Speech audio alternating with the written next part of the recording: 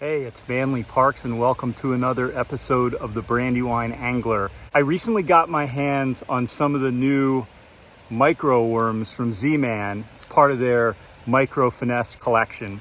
And I'm out here on the backyard creek to see how they perform. Stick with me and we'll check it out together. I'm gonna start with the PB&J color on a 1/30th ounce Z-Man Micro Finesse Shrooms jig head. I got a super ultralight setup. You can see how it compares to the size of my hand. Some 4-pound test fluorocarbon leader here to a very light braid mainline, and let's see how it works.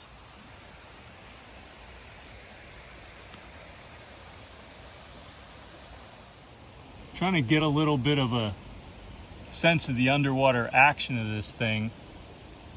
All right, first cast in, second cast in actually. I'm hooked up. Can't tell what it is. Fighting it out there. A little rock bass maybe? I don't know. Let's land it and find out. Okay, so not a rock bass. Beautiful little red breast. He grabbed it and just ran with it like a largemouth with a shaky head or something. He just kept going with it and I set the hook. So that's kind of an encouraging initial return, although these guys are little and very aggressive, and I'm not sure they're the best test of how spectacular a micro finesse bait is. Let's get him back in the water.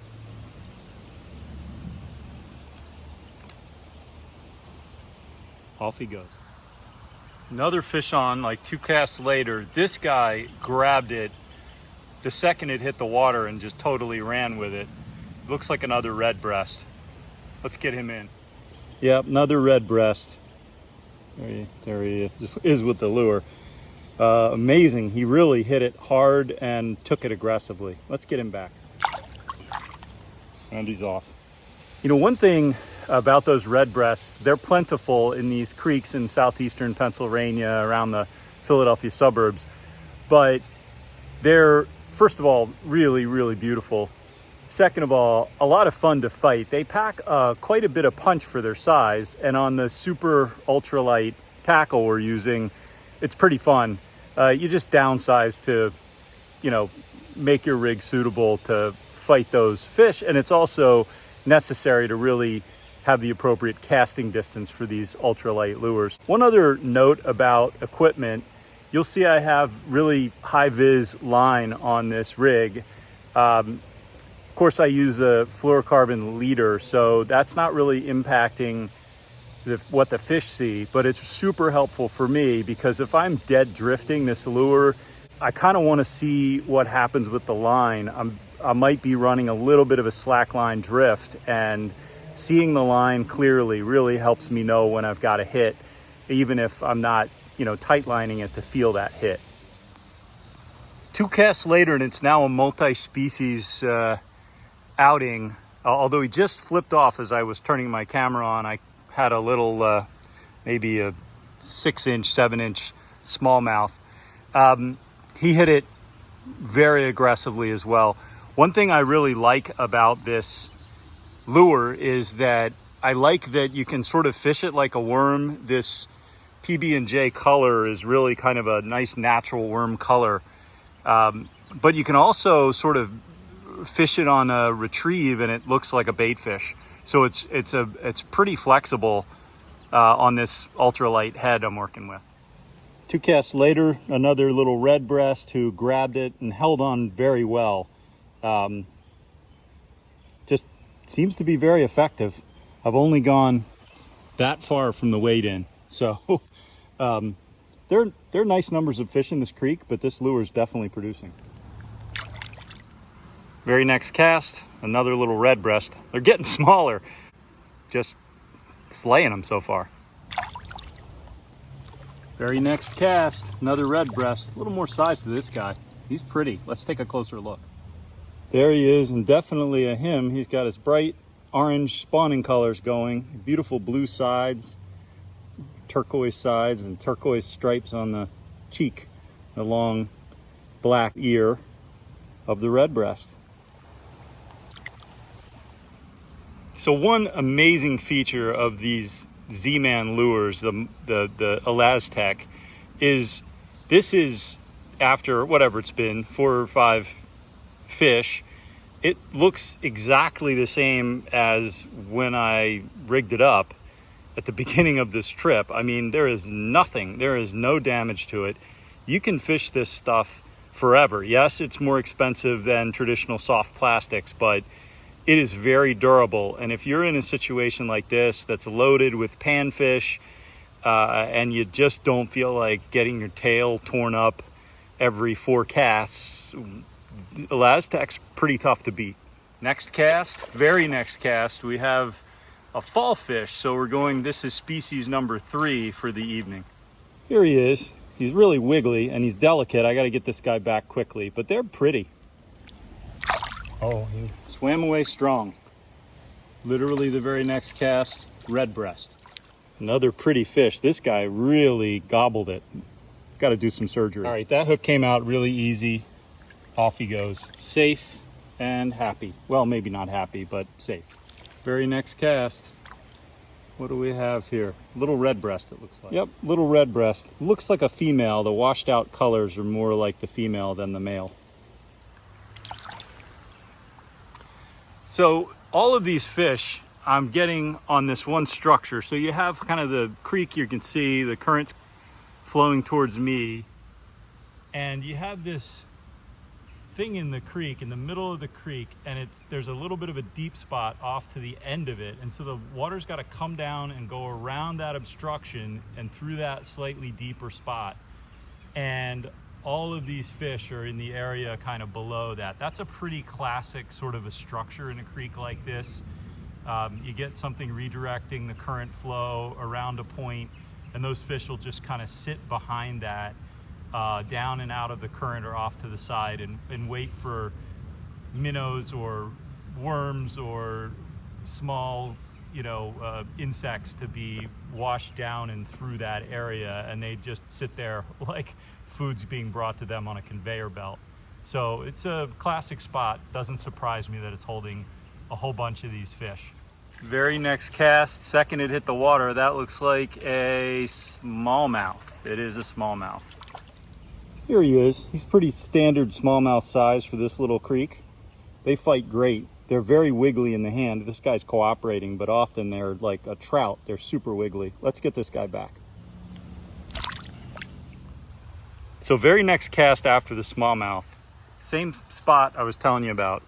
I had a really hard hit. He actually hit so hard that he pulled drag, and he pulled the tail down a little bit. That's pretty uncommon. That's the first tail pull down I've had today. And the Elastec tends to grip things pretty well. I don't know if you can see it very well, but there's a little prong, like a wire prong that is a keeper that holds the tail in place. It doesn't have one of the big sort of like pointy prongs like some of the sort of standard soft plastic jig heads have. It has these little wire keepers, and with this Elastec, it's pretty essential that you have a jig head that has those little wire keepers. Some people, I guess, like to cut off the big prong keeper on the other style of jig head and then use super glue to hold the tail up. I think that's sort of a hassle. It does work. It's better to just get these purpose-specific, the thin wire keeper jig heads. They work really well with Elastec. All right, I'm going to try to give you, it's a little hard with one hand holding the camera, but I'm going to try to make a cast out here and give you a little bit of a sense of the visibility of this line. We'll see if it comes out on the camera.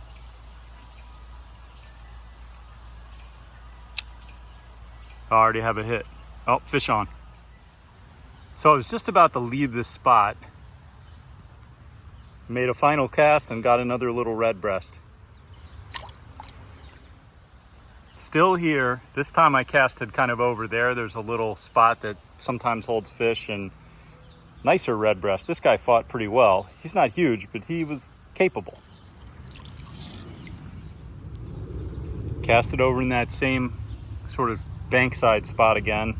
Female this time, little guy. Went over to that same spot again.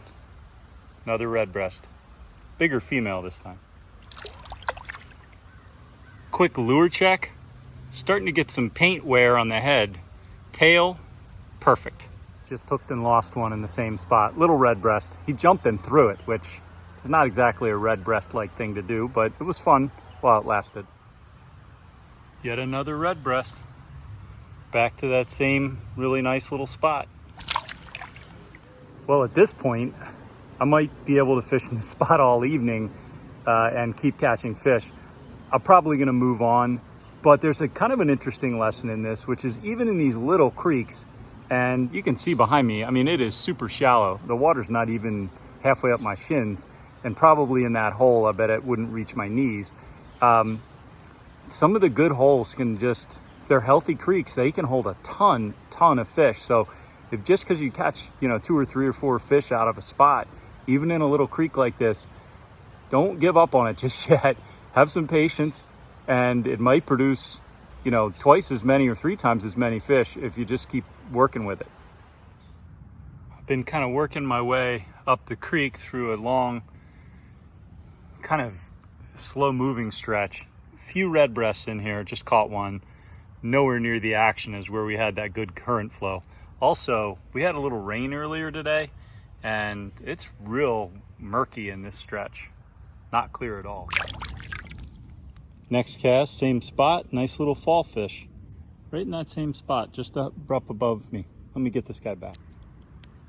Well, phone ran out of batteries mid-trip. I continued to catch a bunch of good fish. Nothing big, but good numbers, a bunch more redbreasts, a couple more fall fish, including a pretty decent sized one. I did get a picture of that before my phone died. Another smallmouth, actually 2 more smallmouth. I'd have to say, final verdict, that was a very, very effective lure. When you fish these creek fish, you can catch large numbers. Obviously, you're going to need more than a single afternoon or evening to get a really good sense, because maybe I just happen to hit a really big feed. But I don't think so. I think that that's just an extremely effective lure.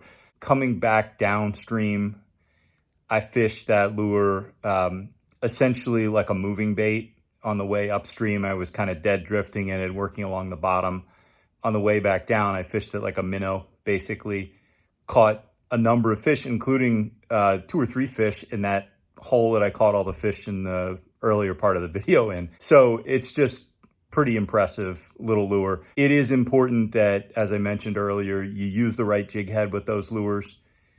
And obviously, depending on the depth you need to fish, you might want a little more weight than a 1/30th ounce. But I was fishing in very, very shallow creek water. Not that quick movement in the flow of the creek either. So I didn't need a lot of weight. And in fact, more weight would have just caused me to probably get hung up. But that was perfect amount of weight for the situation I was fishing. Very effective lure. Looking forward to fishing it some more. Thanks for watching. Catch you next time.